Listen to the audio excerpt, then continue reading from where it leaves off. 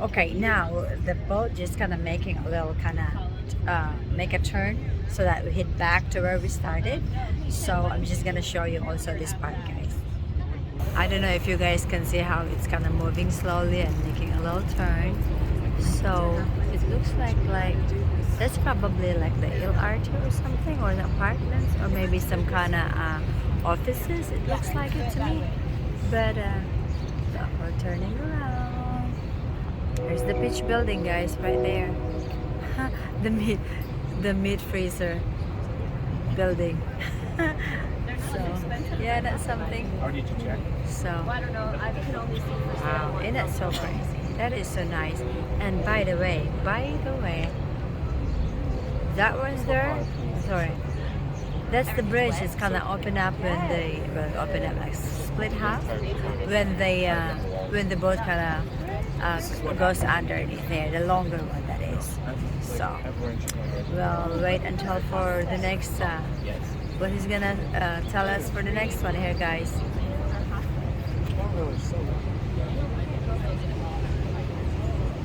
Going across it. The train tracks are no longer operational, neither is the bridge. However, they'd like to bring it down about once every other year just to prove that they still can. Similarly, I like to do a push-up once every other year just to prove that I still can. All right, we're headed out onto Wolf Point here. Now, we have a lot of bridges in the downtown area of Chicago. We've got 37 of them. And we're known for a particular style of bridge, the Trunnion Bascule Bridge, as you can see in front of us. Bascule is French for seesaw. They work on a weight and counterweight system. Every single bridge we go under today can and does open up in the spring and fall to allow sailboats to either go from storage to the lake in the spring or from the lake back to storage in the fall. Their masts are too tall to clear the bridges when they're down, so we raise the bridges for them in the seasons. Over on the left-hand side, you'll see this curved green glass building. You might recognize it as Ferris Bueller's dad's office building, where he looked down on the parade happening below. We noticed the new Veeam building. Another great example of contextualism. The curve of the building actually matches the curve of the river down below, and the green tint of the windows matches the green hue of the river down below as well. That's how it's in conversation with its context or its location, contextualism. All right. Something you can actually see really well today, and you can't always see it super well, so I'm gonna point it out to you. Over here, you'll see the convergence of two colors of water. Coming from the main branch, it's more of a blue-green. Coming from the, because it's coming from Lake Michigan.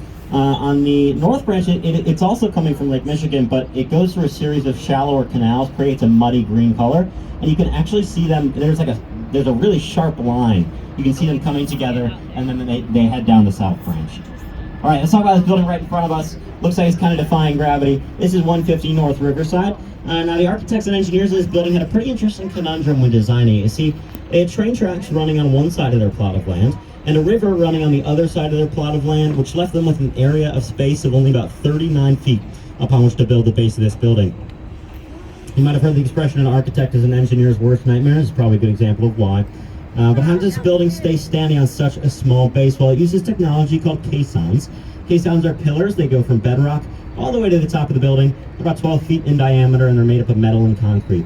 Here in the Windy City, which is called the Windy City for reasons besides the wind, we'll get into that in a little bit, we do have strong gusts of wind, so architects and engineers need to come up with creative ways to offset the movement of their buildings in high winds.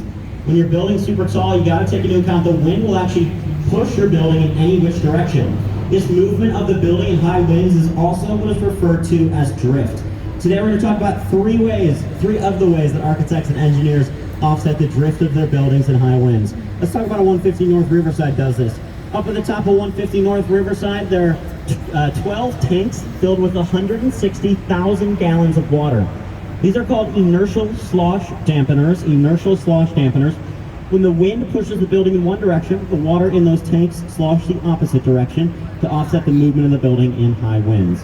We'll talk about two other ways architects offset drift a little bit later on in our tour. Okay, Bank of America card holders. I got good news and bad news for you. The good news is you have maybe unknowingly been contributing to this beautiful building constructed here in 2020, the new Bank of America building. It's beautiful. Thank you for your contribution. The bad news is it ran you about $1 billion. So really take it in, get your money's worth here. Maybe take a picture, frame it when you get home. It's a beautiful building. $1 billion is about what it costs to construct a building here on in this area. at this time. They also contributed, you'll notice, their own section of the Riverwalk. It's actually a legal stipulation now. If you wish to develop on the banks of the Chicago River, you must contribute your own section of the Riverwalk. This helps every section stay unique in design, personality, and function. All right, coming up on our right-hand side, we're going to see a series of 5 buildings constructed in chronological order that tells the tale of how architecture has evolved, not just here in Chicago, but throughout the entire United States over time. We're going to start our journey in the Roaring 20s, 1920s Art Deco and Art Deco Canyon. We call it Art Deco Canyon because we're going to be sandwiched by 2 beautiful works of Art Deco architecture, both completed in 1929. This way down the river, let's focus on the building on the right-hand side, 2 North Riverside Plaza. This was the first building constructed facing the Chicago River. Back in the day, as I was saying earlier, the water of the river was dirty, smelly, polluted. There were no recreational boaters. No one wanted anything to do with the Chicago River. So buildings like the Civic Opera building over here were constructed with their backs facing the river. Well, Halliburton and Roche, the architects in charge of the design of 2 North Riverside Plaza, they were the first ones to predict that one day maybe we'd get our act together, clean up the water of the Chicago River, and turn it into the recreational hotspot that it is today. And they were right. It's 2 North Riverside Plaza. I love this green icon across the bottom left-hand corner. All right. How do we go from the opulence and optimism of the 1920s and 30s to the modernism and minimalism of the 50s and 60s with this black box right-angle modernist buildings? Well, the answer lies in what was happening to our economy in 1929. There was a full stock market crash, an ensuing economic meltdown, and a swift entrance into World War II shortly thereafter. There was a huge gap in architecture. In fact, there were almost no commercial office buildings constructed throughout the entire United States from the year 1930 to the year 1957. When architects finally did return their attention and resources back to construction, they had to rearrange their priorities. These are children of the Depression. They're thrifty and frugal. They wanted to get these buildings up as quickly and as cost effectively as possible, and these modernist black box buildings were the way to do that.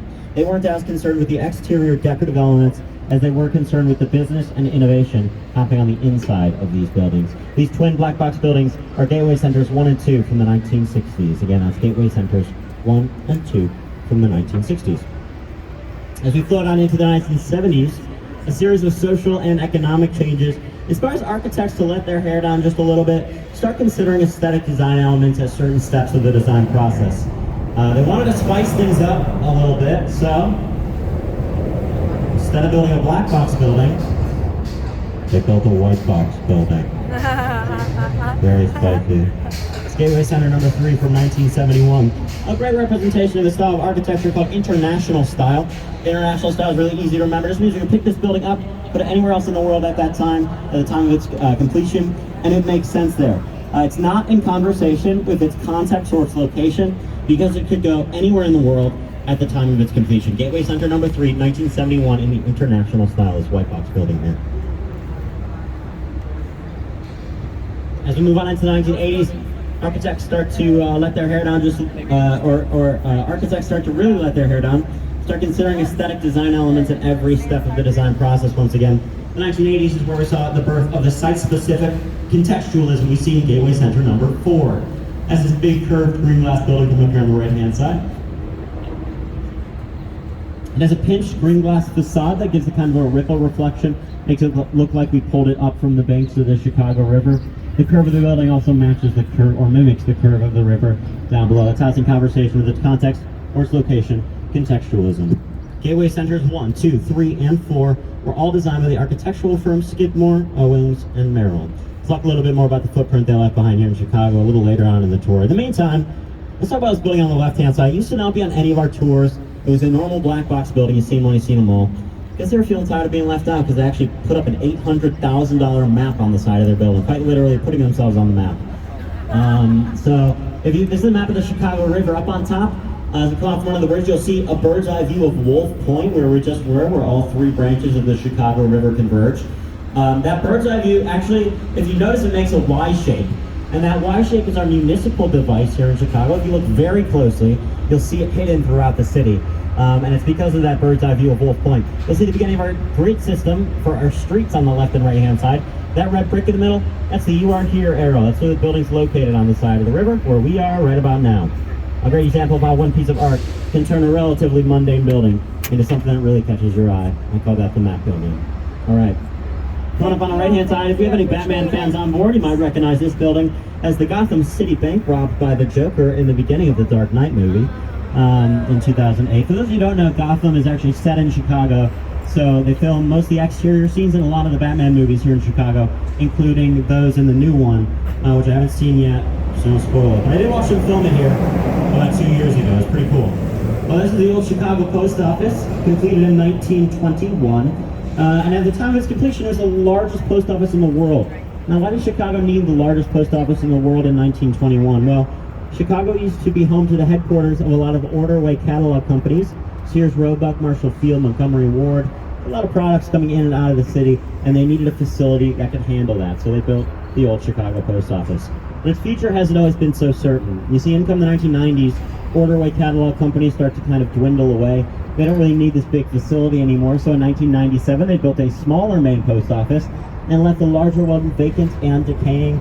That is until it was purchased in 2016 by a group of developers who funneled $900 million into its renovation and restoration as high-amenity corporate offices for companies such as Uber, Walgreens, and Ferrera Candy. The cherry on top of the newly renovated old Chicago Post Office is actually a 3.5-acre recreational area that sits on the roof of this building.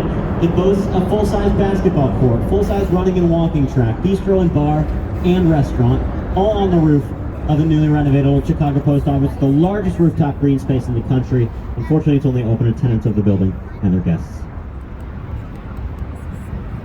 All right, story time. So, we're going to stop talking about architecture for just a few minutes. We're going to dive into those red stars again.